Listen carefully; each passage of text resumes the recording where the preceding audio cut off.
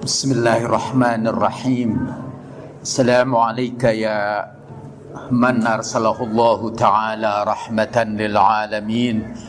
Assalamualaikum ya amiral mu'minin. Assalamualaikum ya sayyidatan nisa'il alamin. Assalamualaikum ya zaujata sayyidil wasiyyin. Assalamualaikum ya qurrata aini rasuli rabbil alamin. Assalamualaikum ya umma sayyidai syababi ahlil jannati ajma'in. Assalamu ala sadatil hadin al-mahdiyin. Assalamu ala jami'an dia illahi wa rusulihi wa malaikatih. Assalamu alaina wa ala ibadillahi salihin. Assalamualaikum jami'an warahmatullahi wabarakatuh. Bihamdillahi abtadi wa iyyahu astahdi wa bitaufiqihi aktafi wa usalli ala Muhammadin an-nabi wa alihi ajma'in kullama dzakaruhum dzakirun wa ghafala anhumul ghafilun. Saudara-saudara, yang pembukaan yang baru saya baca itu ditulis oleh Al-Hakim An-Nisaburi. Al-Hakim orang Iran juga, salah seorang penulis hadis yang besar di kalangan ahlu sunnah. Al-Hakim menulis tadi pengantarnya dengan mengatakan, semoga salawat diberikan kepada Muhammad sallallahu alaihi wasallam, an-nabi, kepada keluarganya semua, selama orang-orang yang mengingat mereka mengingatnya, dan selama orang-orang yang melalaikan mereka melalaikannya. Kullama zakaruhumuz zakirun wa ghafala an dzikrihimul ghafilun. Di Indonesia biasanya ucapan itu dipakai pada waktu tahlilan. Jadi ketika kita berzikir, kita akan terus berzikir selama orang berzikir, dan selama orang lalai tetap lalai. Al-Hakim menulis ini untuk menunjukkan bahwa Ahlul Bait akan diingat oleh orang-orang yang mengingatnya terus menerus sampai hari kiamat, dan akan dilalaikan. Bukan saya dilalaikan, malah diserang, dihapuskan, dibinasakan oleh orang-orang yang ghafilun. Kemudian Al-Hakim menulis permulaan kitabnya dengan berkata, summa inna zamanana qad khalafana fi ru'atin yataqarrabun nas ilaihim bi bughdi ali Rasulillah sallallahu alaihi wa alihi wasallam al-wad'i anhum.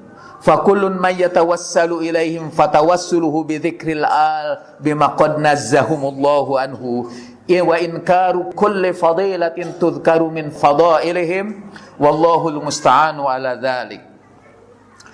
Zaman ini, kata Hakim An-Nisaburi, itu kira-kira pada abad keempat Hijriah. Pada zaman ini, di tengah-tengah kita banyak sekali para ulama yang ingin mempopulerkan dirinya di tengah-tengah manusia dengan membenci keluarga Rasulullah sallallahu alaihi wa alihi, dan dengan mengingkari seluruh keutamaan tentang keutamaan keluarga Nabi. Padahal semua orang yang bertawasul dengan menyebut nama keluarga Nabi. Wallahul musta'anu ala dhalik. Wal mas'ulu ayyusalli ala Muhammadin nabiyyi wa alihi wa ayyubdilana bil khawariji khairu minhum innahu waliyuhu wal qadiru alaihi.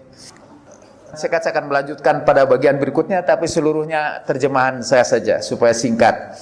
Dan yang mendorong saya untuk menulis kitab ini Ini kitabnya ini yang saya baca berjudul Fadail Fatimati Zahra, keutamaan Sayyidah Fatimah Az-Zahra. Ditulis oleh Hakim An-Nisaburi di tengah-tengah umat, padahal mungkin baru 300 tahun setelah Rasulullah Shallallahu Alaihi Wasallam wafat. Pada waktu itu para ulama penggembala umat itu biasanya supaya populer, supaya dekat dengan orang banyak, mereka menyebarkan kebencian kepada keluarga Nabi Sallallahu Alaihi Wasallam.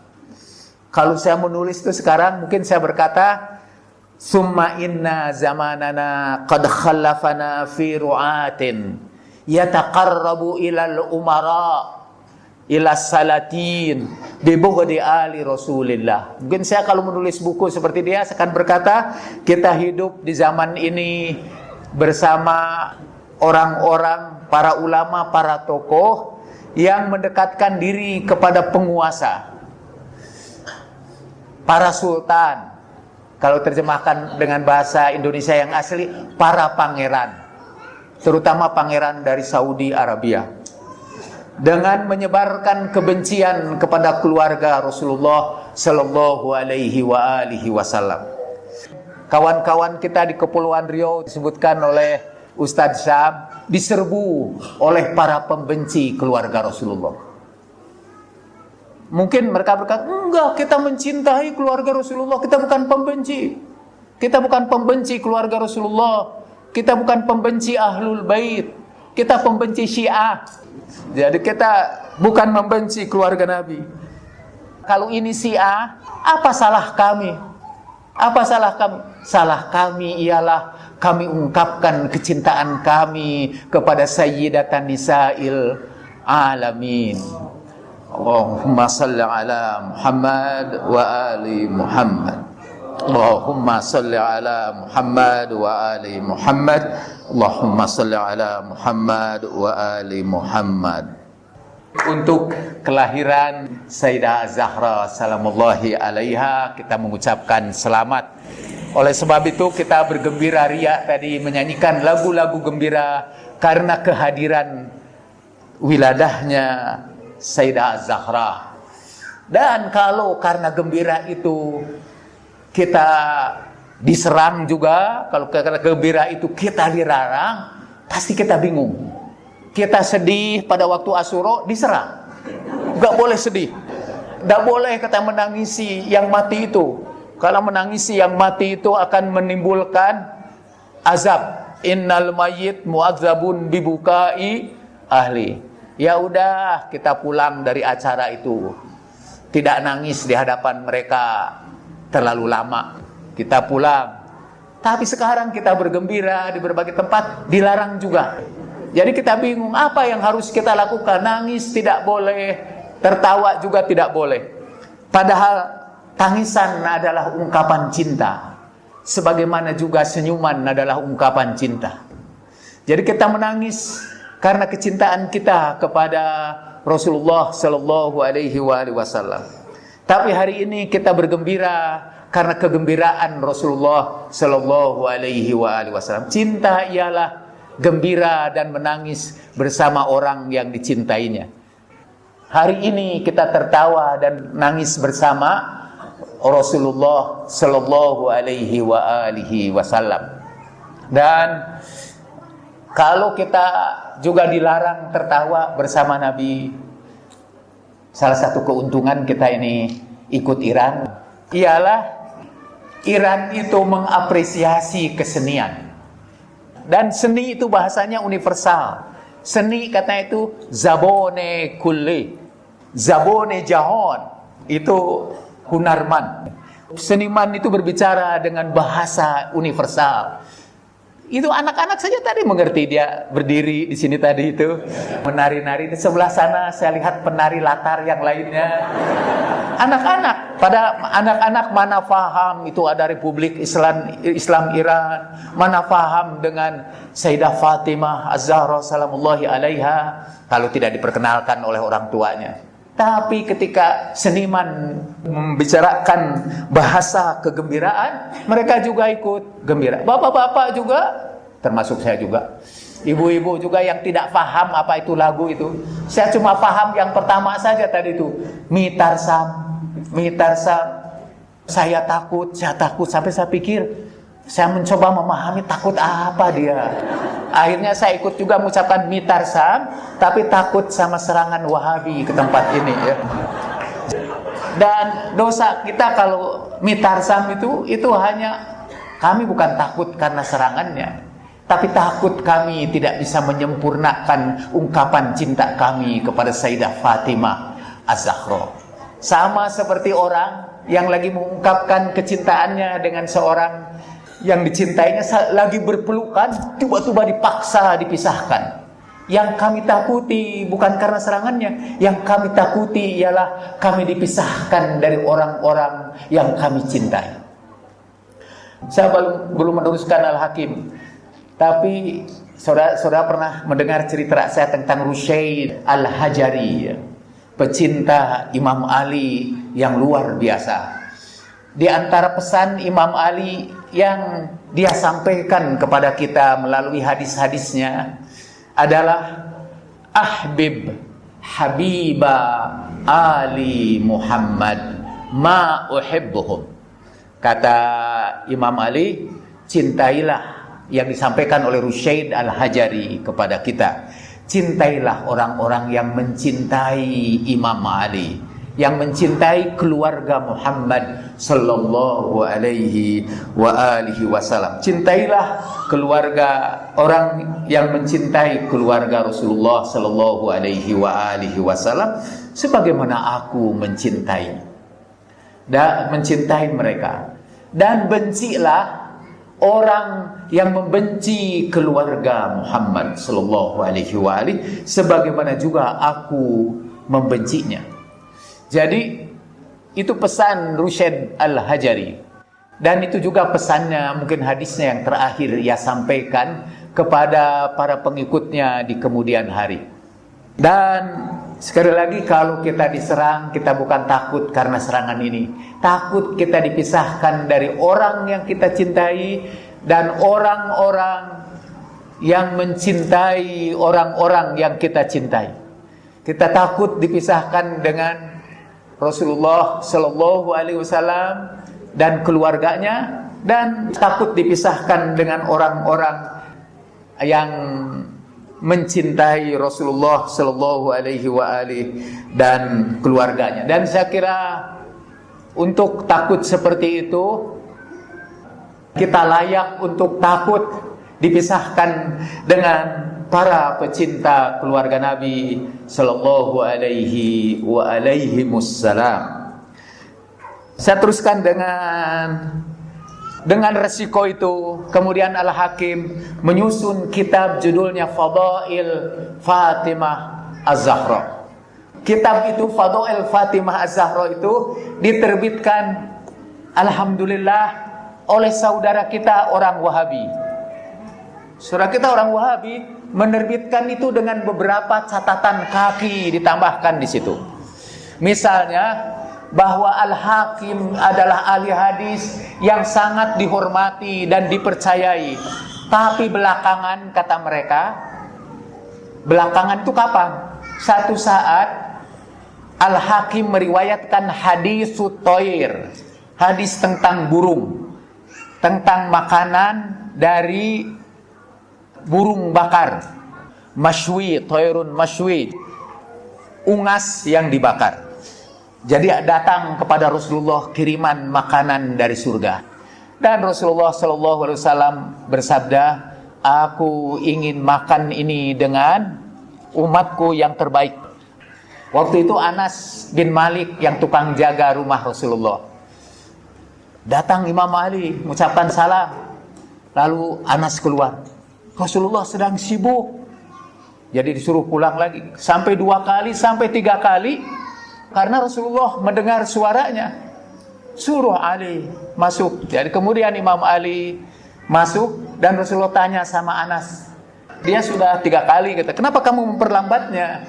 Karena aku ingin yang datang itu orang Ansor. Dia kebetulan orang Ansor. Jadi itu sektarianisme. Yang mau datang itu orang Ansor. Karena itu dari dulu musuh Imam Ali sektarianisme, terutama asobiyah, kelompok itu. Lalu Rasulullah makan. Itu hadis Thoir bersama Imam Ali, bersama orang yang terbaik di permukaan bumi. Lalu apa argumentasi orang-orang ulama ahli sunnah waktu itu menolak hadis ini? Walaupun Hakim meriwayatkannya, mereka tolak. Kata mereka, Hakim itu mulai linglung itu, kata mereka. Taghayyara aqluh, kata. Dia mulai linglung. Kau bawa hadis maudhu, hadis yang palsu. Padahal hadis itu juga diriwayatkan oleh para hadis lainnya. Tapi dia tolak itu. Dan Hakim sekarang mendapat gelaran yang aneh waktu itu. Tapi sampai sekarang juga aneh. Masa karena meriwayatkan hadis aja dapat gelar itu? Mereka berkata, Hakim sih masih bisa dipercaya, kata mereka. Salah seorang ahli hadis memberikan komentar, Az-Zahabi mengutipnya. Kata dia, Al-Hakim atau juga disebut Al-Bayyi', gelarannya Al-Bayyi', Rafidiyun khabis, thiqatun fil hadis, Rafidiyun khabis. Al-Hakim itu terpercaya dalam hadis, tapi dia Rafidi yang jahat. Apa jahatnya? Dia meriwayatkan hadis At-Thoir. Dia karena meriwayatkan hadis Ahlul Bait, dia dianggap jahat. Saudara juga dianggap jahat itu karena memperingati wiladah Sayyidah Az-Zahra. Saudara dianggap jahat. Saudara Rafidiyun khabith. Saya insya Allah, saya kira di DPR, saya tidak nyombong, masih dianggap orang pinter juga di DPR itu. Yang omongannya itu dipercaya. Salah seorang ketua komisi saya mengatakan ketika dokter dari psikiatri mau membantah pembicaraan saya, Bapak harus percaya sama omongan dia, katanya. Karena dia itu baca buku psikiatri lebih banyak dari buku yang Bapak baca. Itu kata Pak Soleh Daulay. Jadi saya terpercaya. Cuma kalau meriwayatkan hadis itu, mungkin mereka akan berkata, thiqatun fil hadis, dia terpercaya sih di dalam pembicaraannya, tapi rafidiyun khabis, tapi dia profidi yang tercela. Satu saat lagi Al-Hakim bikin lagi kesalahan yang kedua. Udah diusir orang, udah disebut rafidiyun khabis, dia bikin kesalahan kedua. Dia meriwayatkan hadis, man kuntu maula fahada aliyun maula. Lalu masjidnya, tempat dia memberikan pengajian, diserbu orang, dihancurkan oleh front pembela Islam di zaman itu, Al-Jabhatun Nusrah Al-Islamiyah. Ini yang banyak bunuh orang di Syria itu, yang sekarang berontak juga namanya Jabhah Nusrah, artinya front pembela Islam. Mungkin dulu juga itu namanya bukan front pembela Islam, tapi Jabhah An-Nusrah Al-Islamiyah.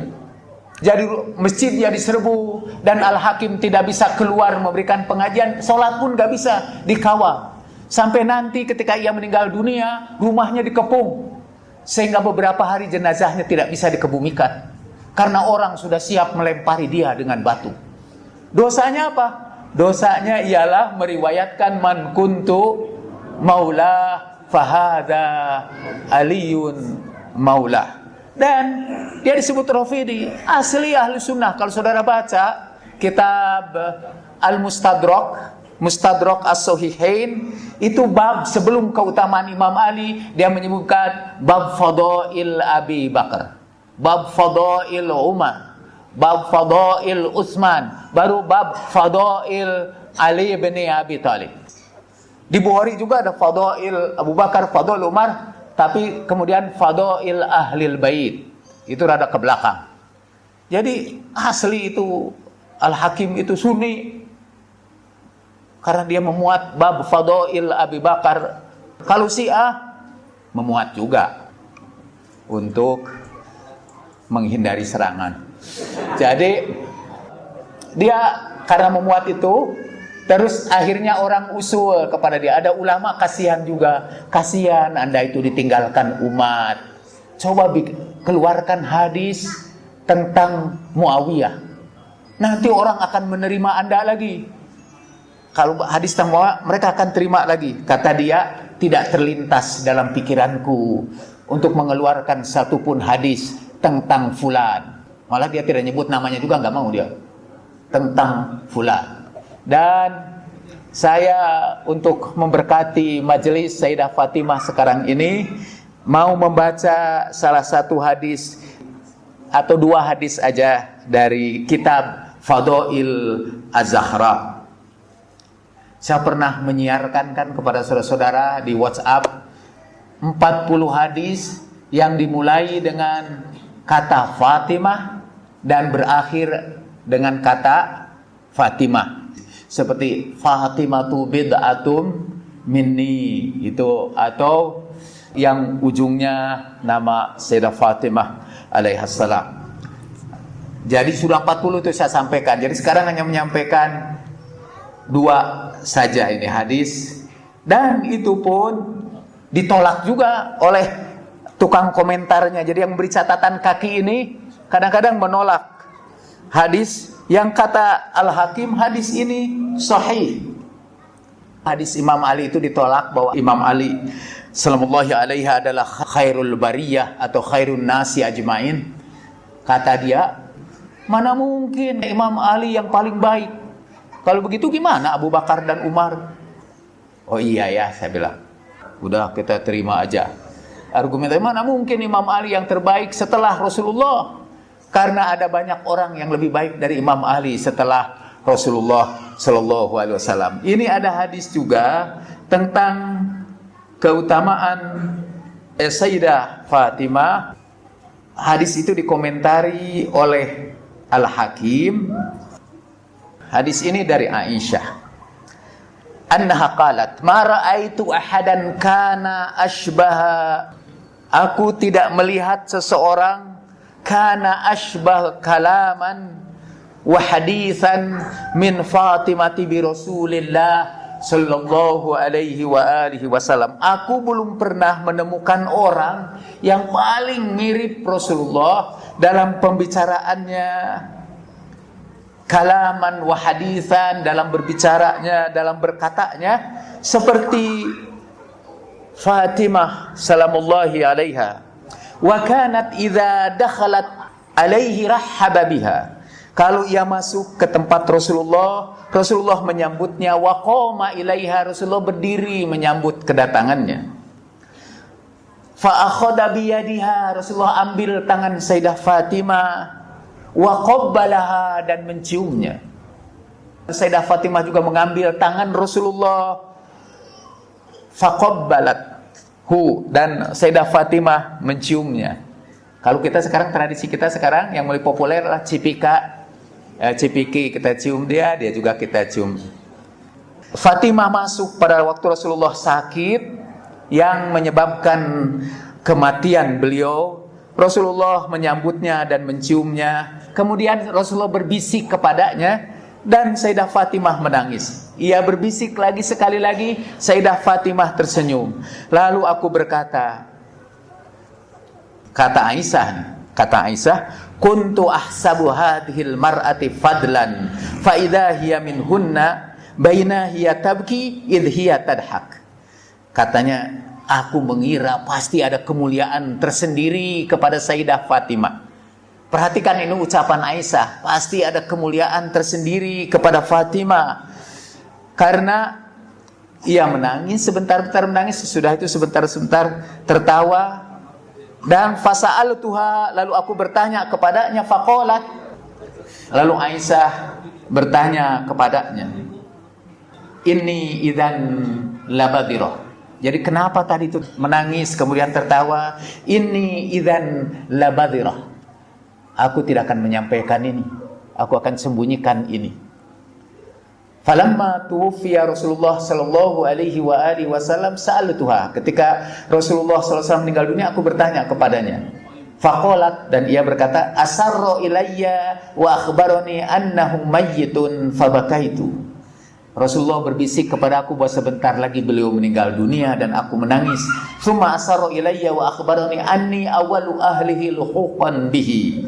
Dan kemudian ia berbisik kepada aku, memberitahukan kepada aku bahwa aku akan menjadi keluarganya yang paling dahulu menyusulnya.